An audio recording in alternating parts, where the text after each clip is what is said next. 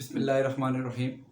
अस्सलाम वालेकुम वरहमतुल्लाह। आज हम एंटी टेस्ट से रिलेटेड एक बहुत ही इंपॉर्टेंट टॉपिक जो कि एडिशन ऑफ वेक्टर है, इसको हम स्टडी करेंगे और देखेंगे कि एडिशन ऑफ वेक्टर से रिलेटेड किस किस्म के एमसीक्यूज़ हमारे पेपर में आते हैं। ये एमसीक्यूज़ एनुअल पेपर में भी आते हैं, यानी फर्स्ट ईयर का टॉपिक है तो फर्स्ट ईयर के जो एनुअल पेपर होता है जिसमें हमारे पास 17 एमसीक्यूज़ आते हैं तो उसमें भी ये हमारे पास मौजूद होता है। और इसके अलावा ये जो हमारे पास ये जो टॉपिक है ये एंट्री टेस्ट के हवाले से बहुत इंपॉर्टेंट है। तो नॉर्मली इसमें से चांस, यानी हम कह सकते हैं कि 100% इस चांस समझ लें कि जिसमें हम ये समझते हैं कि इसमें से ज़रूर एमसीक्यूज़ आता है। तो हम स्टार्ट करते हैं जी टॉपिक को आज के आया कि हमारे इस टॉपिक से रिलेटेड किस किस्म के एमसीक्यूज़ आ सकते हैं। तो बेसिकली इसमें हमारे पास डिफरेंट कंडीशंस होती हैं कि जब भी दो वेक्टर्स होंगे, जब उनको हम ऐड करेंगे तो ऐड करते हुए हमारे पास डिफरेंट कंडीशन देंगे कि फॉर एग्जांपल उन दोनों के वेक्टर्स के दरमियान एंगल 0 हुआ तो क्या रिजल्टेंट आएगा, 90 हुआ तो क्या रिजल्टेंट आएगा। तो इस तरह डिफरेंट एंगल्स हैं। तो हम जी बारी बारी स्टार्ट कर लेते हैं। तो सबसे पहले हम ये देखते हैं कि पहली कंडीशन में देख लेते हैं कि फॉर एग्जांपल हमारे पास जो दो वेक्टर्स हैं उनके दरमियान एंगल थीटा जो है वो 0 हो गया। मतलब अगर पेपर में आ जाए कि पैरेलल है वेक्टर तो फिर क्या होगा, पैरेलल वेक्टर हो गए तो फिर उनका रिजल्टेंट कितना होगा, ये पहला हमारा कंडीशन है। अब ऐसी सूरत में मैं आपको सिर्फ ये बात पहले ही बताता चलूँ कि आप सब बच्चों से रिक्वेस्ट है कि काइंडली वीडियो को जो है वो कट नहीं कीजिएगा, आगे नहीं ज़्यादा कीजिएगा, क्योंकि मैं डिफरेंट कंडीशन जितनी भी एडिशन ऑफ वेक्टर से रिलेटेड आती है वो अब मैं इसमें जो वीडियो है उसके अंदर बताऊँगा। तो अगर आपने इसको जो है वो फॉरवर्ड कर दिया या बीच में से कोई हिस्सा जो है वो आपने जो है स्किप कर दिया तो ऐसी सूरत में कोई इंपॉर्टेंट पॉइंट आप मिस कर जाएंगे। तो आप बच्चों से रिक्वेस्ट है कि पूरी वीडियो देखें। तो फॉर एग्जांपल हमारे पास दो वेक्टर पैरेलल हैं, यानी एंगल थीटा 0 है। तो पहली बात तो याद रखिएगा कि ऐसी सूरत में जो हमारे पास रिजल्टेंट आएगा वो रिजल्टेंट जो है वो हमेशा मैक्सिमम होगा। रिजल्टेंट क्या होगा, रिजल्टेंट मैक्सिमम होगा और वो बराबर किसी होगा, sum of the magnitude of the vector, sum of magnitude of the given vector. मतलब अगर दो वेक्टर्स पैरेलल हुए, फर्ज कर लेते हैं एग्जाम में यहाँ पे एग्जांपल देके बताता हूँ कि लेट से एक वेक्टर हमारे पास है 10 न्यूटन, दूसरा वेक्टर है वो है 15 न्यूटन और हमें ये कहा जाता है कि ये दोनों वेक्टर पैरेलल है, बताएं इसका रिजल्टेंट कितना होगा। तो सिंपल सा केस है कि रिजल्टेंट निकालने के लिए एफ रिजल्टेंट मैंने क्या कहा कि अगर दोनों पैरेलल की कंडीशन लगा देते हैं, एंगल 0 है तो सिंपल सी बात है दोनों को बस ऐड कर दे, f1 प्लस f2 तो 10 plus 15 is equal to 25 newton. ये सिंपल सा आंसर है। और ये याद रखिएगा कि ये मैक्सिमम रिजल्ट है, इन दोनों रिजल्ट वेक्टर फोर्सेस का मैक्सिमम इतना ही रिजल्टेंट हो सकता है, इससे ज्यादा कभी रिजल्टेंट नहीं हो सकता। तो मतलब ये भी क्वेश्चन आ सकता है कि दो वेक्टर का रिजल्टेंट मैक्सिमम कब होगा, तो आप कहेंगे एंगल 0 होगा। या ये भी क्वेश्चन पूछा जा सकता है कि अच्छा दो वेक्टर पैरेलल हो तो उसका जवाब क्या होगा, रिजल्ट मैक्सिमम होगा, मिनिमम होगा, इन बिटवीन होगा, तो आप कहेंगे कि मैक्सिमम। तो तीन बातें एक ही एमसीक्यूज में आ सकती है। नंबर एक, थीटा 0 हुआ तो फिर ऐसी सूरत में रिजल्टेंट क्या होगा, तो मैक्सिमम होगा जी। ठीक है, यानी ये मैक्सिमम रिजल्टेंट है, इससे ज्यादा कभी रिजल्टेंट नहीं हो सकता। और ये रिजल्टेंट होगा कितना, दूसरा एमसीक्यू आ सकता है, दोनों को ऐड करके निकाला जा सकता है। तो हम यूं इस तरीके से हमारे पास ये एक कंडीशन जो है वो फुलफिल हो जाती है। दूसरी कंडीशन हम देख लेते हैं कि अगर फर्ज कर लेते हैं एंगल थीटा 0 के बजाय हमारे पास अगर जो थीटा है वो हमारे पास हो जाता है 180। थीटा कितना आता है जी, 180 डिग्री। 180 का मतलब है कि पैरेलल के बजाय एंटी पैरेलल, एंटी पैरेलल। ऐसी सूरत हाल में जो हमारे पास रिजल्टेंट होगा वो रिजल्टेंट दोनों वेक्टर का डिफरेंस से कैलकुलेट होगा। रिजल्टेंट किस तरह होगा, resultant is equal to difference of magnitude of the vectors. मतलब यही कंडीशन ओबे कर देते, यही कहते फर्स्ट कर लेते यही दो वेक्टर है f1 और f2 और दोनों के दरमियान एंगल जो है वो 180 है, मतलब दोनों एंटी पैरेलल है। ऐसी सूरत हाल में क्वेश्चन आ जाए कि अगर ये दोनों वेक्टर एंटी पैरेलल हुए तो रिजल्टेंट कितना होगा। तो f रिजल्टेंट इस केस में देखेंगे तो हम दोनों के दोनों वेक्टर को माइनस करेंगे, तो मतलब f2 माइनस f1, और ये मैग्नीट्यूड के हिसाब से बता रहा हूँ। f2 हो गया 15 minus 10 is equal to 5 newton. तो यूं अगर दो वेक्टर पैरेलल हुए तो प्लस करके एंटी पैरेलल हुए तो माइनस करके रिजल्टेंट निकालते हैं, और ये जो माइनस करके रिजल्टेंट निकलेगा ये सबसे मिनिमम रिजल्टेंट होगा, यानी इससे छोटा रिजल्टेंट हो ही नहीं सकता। तो this is the minimum value, minimum resultant आएगा। तो यहां से एक और बात भी आपको पता चल जा सकती है कि पेपर में क्वेश्चन आ सकता है कि अगर दो फोर्सेस दिए हुए हों, कोई भी दो फोर्सेस जरूरी नहीं है, याद रखना है, वेलोसिटी वेक्टर भी हो सकता है, डिस्प्लेसमेंट वेक्टर भी हो सकता है, कुछ भी हो सकता है। तो पेपर में आ सकता है कि अच्छा बताइए इसका रिजल्टेंट मैक्सिमम कब होगा, आप कहेंगे जब एंगल 0 होगा कितना जी, प्लस करके उनका देख ले। अच्छा रिजल्टेंट मिनिमम कितना होगा, दोनों को माइनस करके देख ले, और होगा कब, जब एंगल 180 डिग्री यानी एंटी पैरेलल हो। तो ये बेसिकली पहली दो कंडीशन है। इसके अलावा 0 एंगल भी हो गया, 180 एंगल, पैरेलल एंटी पैरेलल भी हो गया। अब मजीद कंडीशन की तरफ चलते हैं जी, और क्या हमारे पास कंडीशन बनती है कि फॉर एग्जांपल अगर एंगल जो है वो 0 180 के बजाय अब हमारे पास एक और कंडीशन हम ये लगा लेते हैं कि परपेंडिकुलर हैं, तो फिर क्या हो जाएगा, थीटा परपेंडिकुलर मतलब 90 डिग्री हमारे पास बन रहा है, तो फिर देखते हैं क्या आंसर आता है। एंगल 90 डिग्री है, एंगल 90 डिग्री का मतलब क्या होता है कि दोनों वेक्टर आपस में क्या है, परपेंडिकुलर है।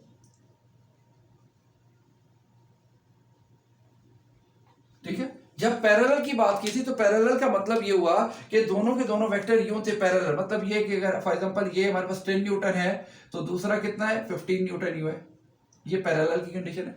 एंटी पैरेलल का मतलब है एक दूसरे के ऑपोजिट है, मतलब अगर ये हमारे पास 10 न्यूटन है तो एंटी पैरेलल का मतलब है दूसरा वेक्टर इसके ऑपोजिट जा रहा है -15 न्यूटन, या सिंपली ये लगा दे तो ये हमारा 15 न्यूटन है। लेकिन जब परपेंडिकुलर की बात करेंगे तो इसका मतलब दोनों वेक्टर एक दूसरे के जो है वो 90 डिग्री है। तो फॉर एग्जांपल ये हमारे पास 10 न्यूटन है और दूसरा वेक्टर लेट से यहां बना देते हैं 15 न्यूटन, ये भी कंडीशन है इसकी, यूं भी बनाया जा सकता है, आप इसको यूं भी ड्रॉ कर सकते हैं, ये 10 न्यूटन और 15 यहां इसके हेड के साथ लगा दे, ये भी 15 न्यूटन।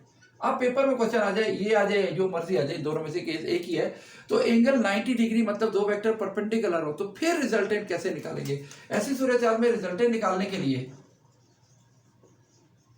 हम रिजल्टेंट निकालने के लिए पाइथागोरस थ्योरम यूज करेंगे। क्या करेंगे, पाइथागोरस थ्योरम।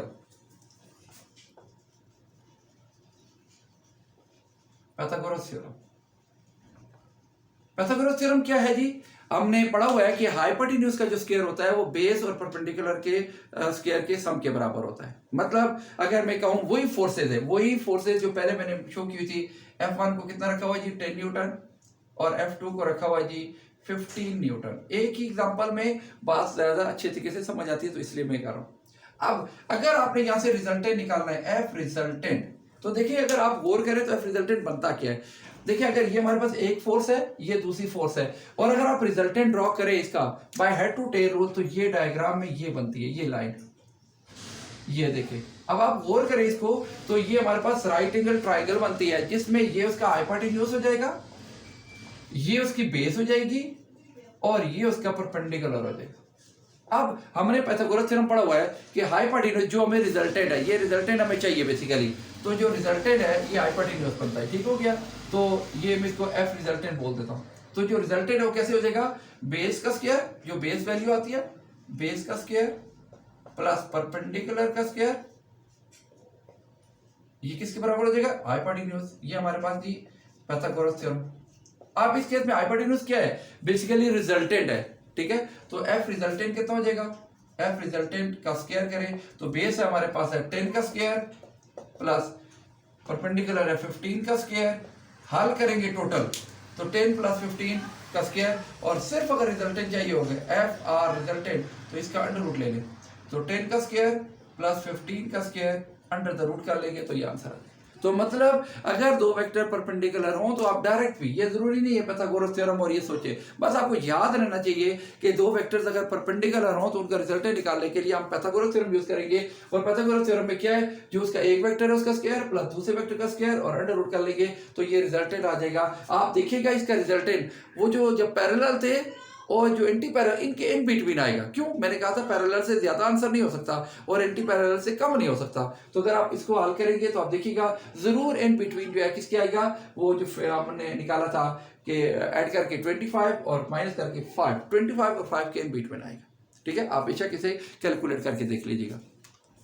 तीन कंडीशन हमने पढ़ी। अच्छा, 0 के साथ भी हो गया, 180 के साथ भी हमने कैलकुलेट कर लिया, परपेंडिकुलर के साथ भी कैलकुलेट कर लिया। फर्ज कर लेते कोई ऐसी कंडीशन आ जाती है जिसमें हमारे पास जो जवाब आता है वो सॉरी एंगल जो दिया जाता है वो इन तीनों एंगल के अलावा है, तो फिर क्या हो जाएगा? ये ज़्यादातर जो है वो ज़रा बच्चों को कदर मुश्किल बात नजर आती है। तो हम देखते हैं जी ऐसी सूरत हाल में हम क्या कर सकते हैं।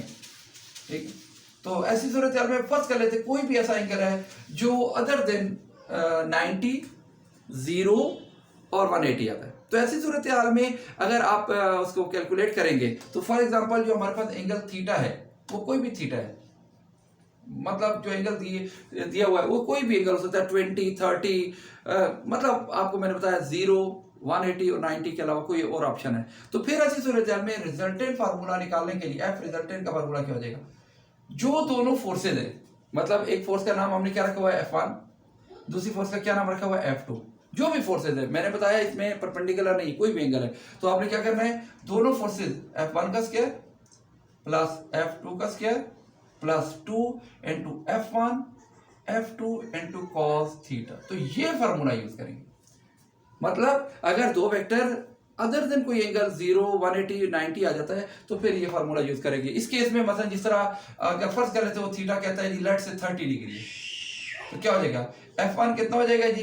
F1 हमारे पास वही 10 का स्क्वायर, दूसरा जी F2 कितना था 15 का स्क्वायर प्लस 2 इंटू F1 क्या है 10, F2 क्या है 15 और कॉस ऑफ 30 डिग्री, तो आप कैलकुलेट करेंगे इतने न्यूटन इसका रिजल्टेंट आ जाएगा। तो आज के दिन हमने बेसिकली ये तीन कंडीशन पढ़ी हैं कि अगर 3 भी नहीं बनती 4 बनती है कि अगर दो वेक्टर्स पैरेलल होंगे तो उनका जो रिजल्टेंट है वो सम के बराबर आ जाएगा। अगर दो वेक्टर एंटी पैरेलल हुए तो उनका रिजल्टेंट डिफरेंस के बराबर होगा, उन दोनों वेक्टर को माइनस कर लेना। अगर दो वेक्टर जो है वो परपेंडिकुलर हुए तो ऐसी सूरत हाल में जो रिजल्टेंट है वो पाइथागोरस थ्योरम, यानी उनका एक वेक्टर का स्क्वायर प्लस दूसरे वेक्टर का स्क्वायर ऊपर अंडर रूट डाल दीजिएगा। और अगर दोनों वेक्टर के दरमियान अदर देन कोई 0, 90, 180 के एंगल आता है तो फिर उसके बाद उसके लिए पहले वेक्टर का स्क्वायर प्लस दूसरे वेक्टर का square plus 2 into first vector into second vector into cos theta under root, ये कर लेंगे तो आपके पास जो एंगल भी आ जाए यहाँ पे पुट कर दे तो आपके पास आंसर आ जाएगा। इवन फर्ज कर लेते एक लम्बे के लिए आप भूल जाते, पता नहीं एडिशन के लिए सॉरी जब 0 एंगल था तो पता नहीं प्लस करना था या माइनस करना था, तो आप सिर्फ यही फार्मूला भी याद रख लेते कि cos 0 डाल के देखें, सेम कोई फार्मूला होगा जो मैंने आपको बताया था, दोनों को प्लस करने से निकलता है। ठीक है, अगर एंगल 0 डाल के देख लेते, ठीक है, और अगर एंगल 90 डाल के देखें, जो भी एंगल डालेंगे सेम का सेम वही फार्मूले वही कैलकुलेशन बनेगी जो मैंने आपको बताई है उस तरीके से। ठीक है, तो यूं आप उम्मीद करता हूं कि आपके लिए ये काफ़ी जो है वो फायदेमंद होगी ये वाली जो वीडियो है। अच्छा, एक और एमसीक्यू ज़हन में आया, वो बहुत ही इंपॉर्टेंट है, ये आपकी बुक का शॉर्ट क्वेश्चन है। इस एमसीक्यूज के बारे में मैं अक्सर स्टूडेंट से कहता हूँ कि सवाल ही पैदा नहीं होता कोई पेपर ऐसा आ जाए जिस पेपर में ये वाला एमसीक्यूज शामिल ना हो ही नहीं सकता। ये एमसीक्यूज की फॉर्म में भी क्वेश्चन आता है, ये न्यूमेरिकल की फॉर्म में भी क्वेश्चन आता है, और ये क्वेश्चन जो है वो हमारे पास उसमें की फॉर्म में भी आता है, शॉर्ट क्वेश्चन की फॉर्म में। तो एक ही वक्त में पेपरों में मुख्तलिफ पेपर में जो पंजाब बोर्ड के कोई भी पेपर आ रहे हैं या फेडरल बोर्ड में, एक ही वक्त में ये जो क्वेश्चन है, ये अब न्यूमेरिकल की बात करें तो फेडरल बोर्ड में 5 नंबर का न्यूमेरिकल आ रहा है, 3 नंबर का शॉर्ट क्वेश्चन, 5 + 3 8 + 1 9 एमसीक्यू, एक ही पेपर में ये तीनों पार्ट आया हुआ है, एक ही क्वेश्चन है, 3 डिफरेंट कंडीशन से आया हुआ है। और यही बात पिंडी बोर्ड के अंदर भी आती है। तो आपसे रिक्वेस्ट है कि आप इसको तो जरूर फोकस करें, ये आपकी बुक का शॉर्ट क्वेश्चन भी है। और वो क्या एमसीक्यूज है, वो ये है कि आप हमसे ये कहा जाता है कि अगर फर्ज कर लेते, वो कहता है कि लेट से दो वेक्टर है, दोनों के दोनों वेक्टर की मैग्नीट्यूड सेम है। फर्ज कर लेते एक वेक्टर भी 10 न्यूटन है, दूसरे वेक्टर की भी मैग्नीट्यूड 10 न्यूटन है। क्वेश्चन ये है कि हम चाहते हैं रिजल्टेंट भी 10 न्यूटन ही हो, तो ऐसी सूरत हाल में इन दोनों वेक्टर्स के दरमियान क्या एंगल हो कि रिजल्टेंट 10 न्यूटन आ जाए। तो याद रखिएगा कि अगर दो वेक्टर जिनके मैग्नीट्यूड बराबर हो और आप चाहते हैं रिजल्टेंट भी उसका बराबर हो, तो ऐसी सूरत हाल में इन दोनों वेक्टर के दरमियान अगर आपसे कोई एंगल पूछे, तो अगर इन दोनों के दरमियान एंगल 120 डिग्री हो जाए तो फिर हमेशा इनका रिजल्टेंट जो है वो हमेशा हमेशा बराबर रहेगा। इसको डिफरेंट कंडीशन से भी पूछा जा सकता है। वो ये भी पूछ सकता है कि फर्ज कर लेते हैं हमारे पास दो वेक्टर है, एक कोई भी वैल्यू दे सकता है, एक की वैल्यू 10 न्यूटन है, दूसरी की भी 10 न्यूटन है, दोनों के दरमियान 120 डिग्री एंगल है, तो आप कैलकुलेट करें कि बताएं इसका रिजल्टेंट कितना होगा। तो याद रखिएगा यहाँ पे हमारे स्टूडेंट्स जो है वो मार्क आते हैं। किस तरह मार्क आते हैं, मतलब क्या कि वो कैलकुलेट करना शुरू हो जाते हैं ये फार्मूले से, कोई फार्मूला नहीं कैलकुलेट करना, आपको बस याद हो कि अगर उनके दरमियान एंगल 120 आता है तो बस उसका जवाब यही का यही होगा। अगर दोनों की मैग्नीट्यूड बराबर है तो रिजल्टेंट भी यही होगा। तो इसलिए आपने अवॉइड करना है फार्मूला यूज करने का।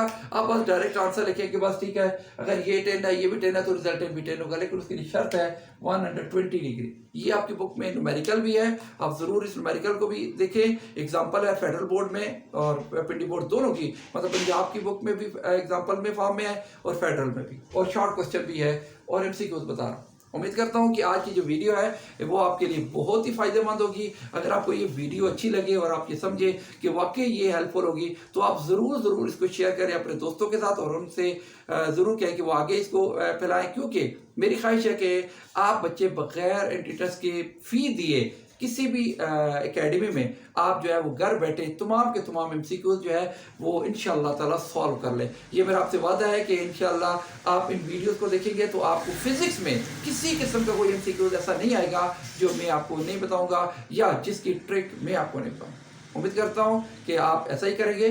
तो इंशाअल्लाह ताला मुलाकात होगी नेक्स्ट वीडियो में। अस्सलाम वालेकुम वरहमतुल्लाहि वबरकातुहू।